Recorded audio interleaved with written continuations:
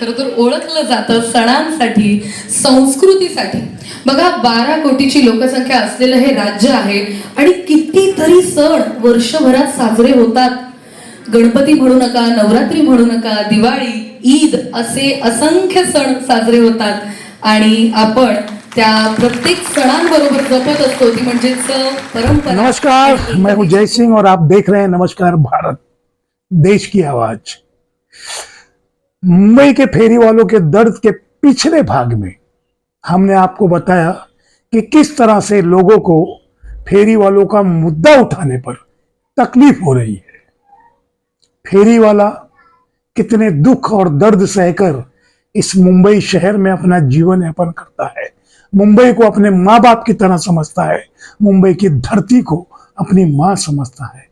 लेकिन कुछ दलालों ने इसे कलंकित करना शुरू कर दिया है। आज हम आपको बताएंगे कि 1/5/2014 के पहले फेरी वाले पात्र घोषित किए गए हैं, उन्हें पूरा अधिकार है इस शहर में रोजगार करने का।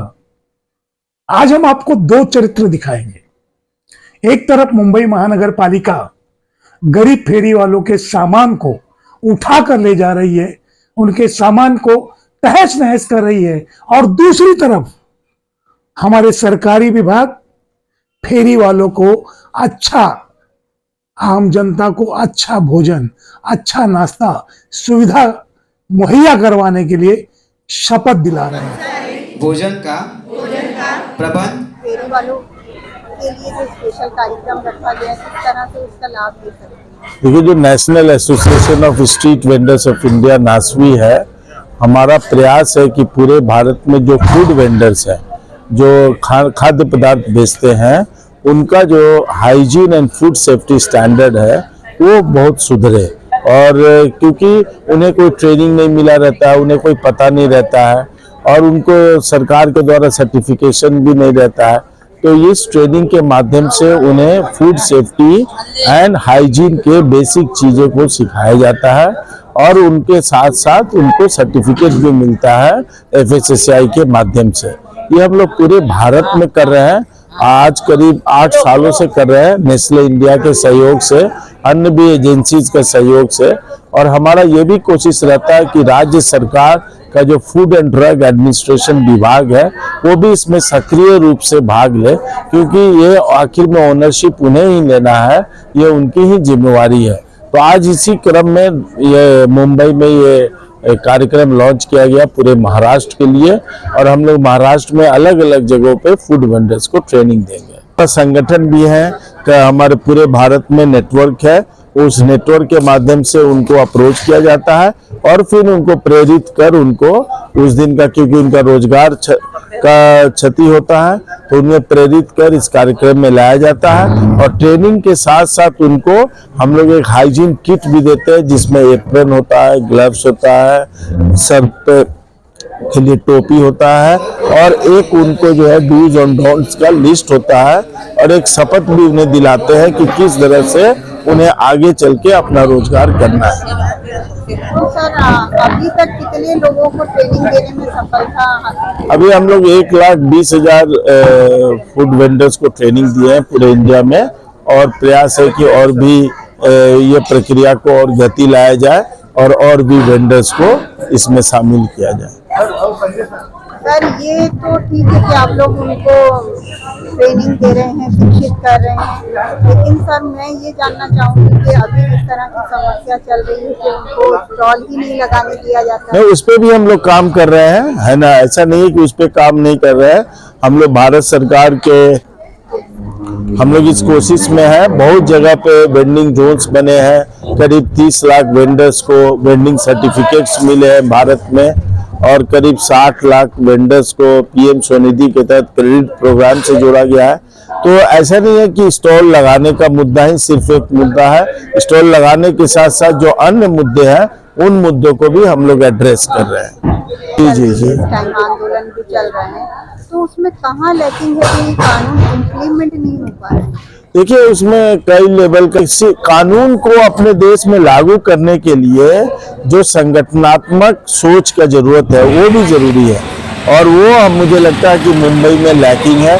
एक संगठन कुछ अच्छा काम करने का प्रयास करता है तो जो दूसरे संगठन होते हैं उसको विरोध कर देते हैं, और इसी पेच में ये फंसा हुआ है।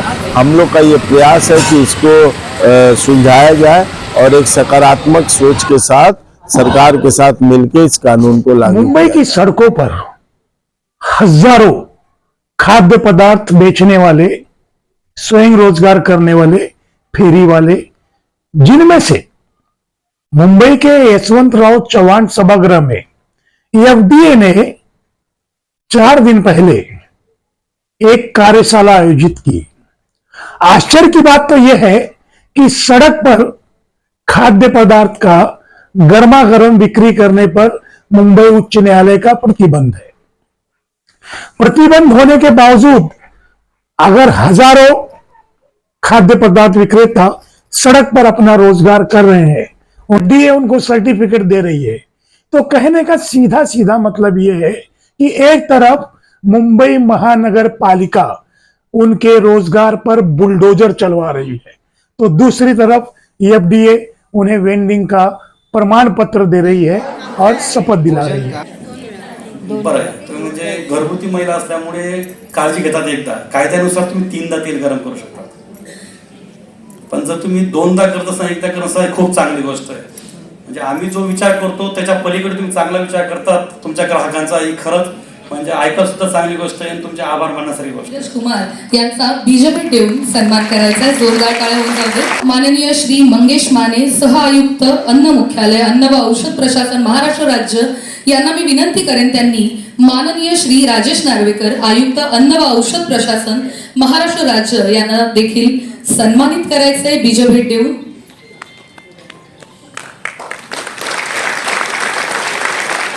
माननीय श्री धनावडे साहेब उपसचिव यांचा देखील सन्मान करण्यासाठी मी आदरणीय मंगेश माने सरांना विनंती करेन की तुमच्या हस्ते हा सन्मान होऊ दे बीजभेट देऊन.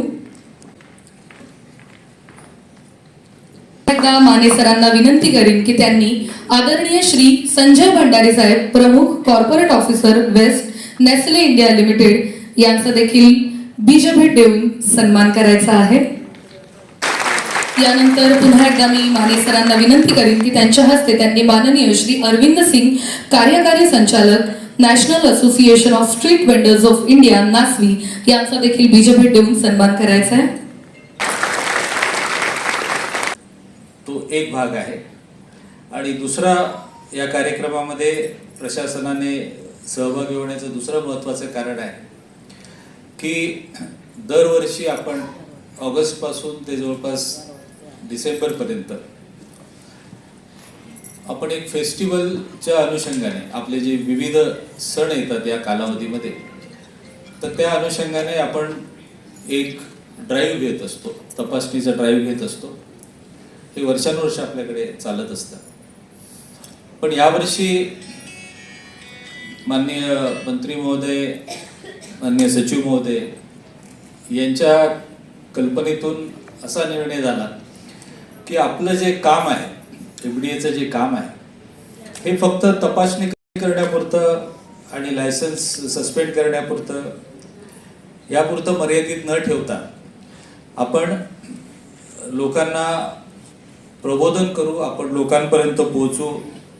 महाराष्ट्रात सर्व ठिकाणी जिल्हा स्तरावर, तालुका स्तरावर अशा प्रकारचा प्रशिक्षणाचा कार्यक्रम ठेवू आणि लोकांमध्ये एक प्रकारची जागरूकता आणू.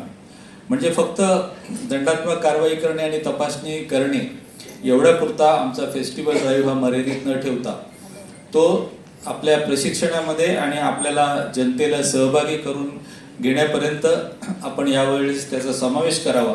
या संकल्पनेतून आजच्या या नेस्लेच्या आपल्या प्रशिक्षणाबरोबरच आमच्या फेस्टिवल ड्राईव्हचं देखील आज आपण राज्यस्तरीय उद्घाटन या ठिकाणी करणार आहोत. आमच्या याचं तयारी होती की तुम्हाला कदाचित माहिती असेल की जेव्हा नवीन प्रशासन आणि शासन जेव्हा आला माननीय मुख्यमंत्री साहेबांच्या, त्यांनी एक आम्हाला नारा दिला होता की 100 दिवसामध्ये या सर्व विभागांनी काम करायचे आहे. त्या 100 दिवसामध्ये आपला जे एफडीए डिपार्टमेंट आहे त्याला सुद्धा एक कार्यक्रम दिला होता. त्या कार्यक्रमामध्ये आपला 3-4 आम्ही कार्यक्रम केले. त्याच्यामध्ये ईट राईट कॅम्पस होता, ईट राईट कॅम्पेन होता, हेल्दी ईटिंग कॅम्पेन होता. अशा भरपूर आम्ही कार्यक्रम घेतले, ट्रेनिंग्स घेतल्या. आणि त्याच कडीमध्ये आता जे मला सर्वांना जसं नाविक नसलेला की आणखी हे ट्रेनिंग आपण बाकी सिटीमध्ये सुद्धा, पुणे आहे आपल्याकडे, नागपूर आहे, संभाजीनगर आहे, इथे सुद्धा जर आपला मार्फत सहयोगामार्फत आणि इंडस्ट्रीमध्ये आणखी जे आपले पार्टनर्स आहेत त्यांसोबत हे ट्रेनिंग आयोजित करणं खूप गरजेचं आहे. कारण की आमच्याकडे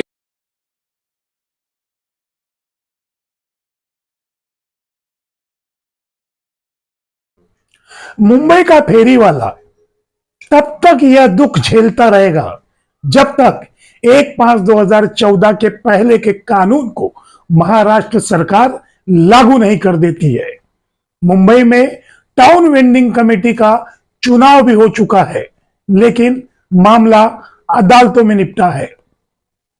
आने वाले एपिसोड में मैं आपको बताऊंगा कि 1985 से लेकर अभी तक फेरी वालों को अगर कुछ मिला है तो सिर्फ तारीख पर तारीख।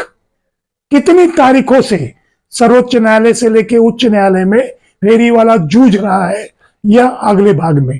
जय हिंद।